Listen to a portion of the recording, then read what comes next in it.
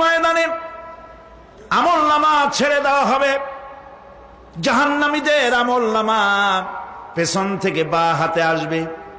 কোরআনে কারিমে আল্লাহ পাক বলেন, ওয়া আম্মা মান উতিয়া কিতাবাহু বিশিমালিহি ফায়াকুলু ইয়া লাইতানি লাম উতা কিতাবিয়া।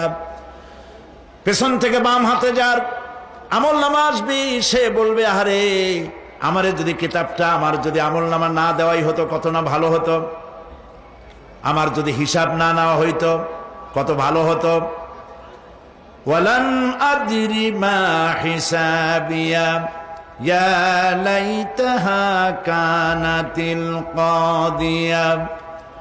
আমার হিসাব যদি আমি আদৌ না জানতাম তাহলে কতই না ভালো হতো। হায় আমার মৃত্যু যদি দুনিয়ায় শেষ হয়ে যেত, আর যদি এই ময়দানে ওঠা না লাগতো। মা আগনা আন্নি মালিয়া হালাকা আন্নি সুলতানিয়া। আজ আমার অর্থ সম্পদ কোনো কাজে লাগলো না, আমার ক্ষমতা প্রতিপত্তি কোনো কাজে লাগলো না।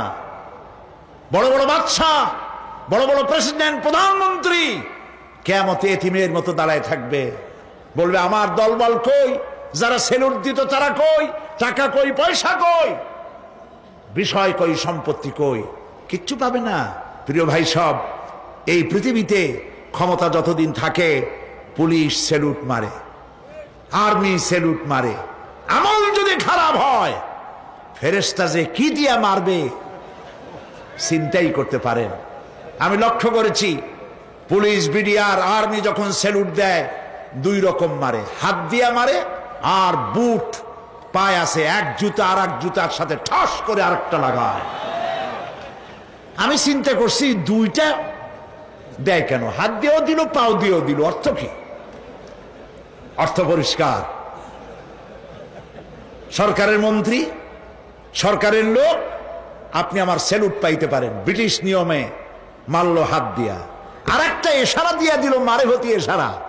সরকারে থাইকা যদি জনগণের সর্বনাশ করেন, মুসলমান দেশের তথ্য পাচার করে মুসলিম দেশের স্বাধীনতা যদি হরণ করতে চান, আর যদি ধরা পড়েন, তাহলে হাত দিয়া না ওইটা দিয়া মারবো।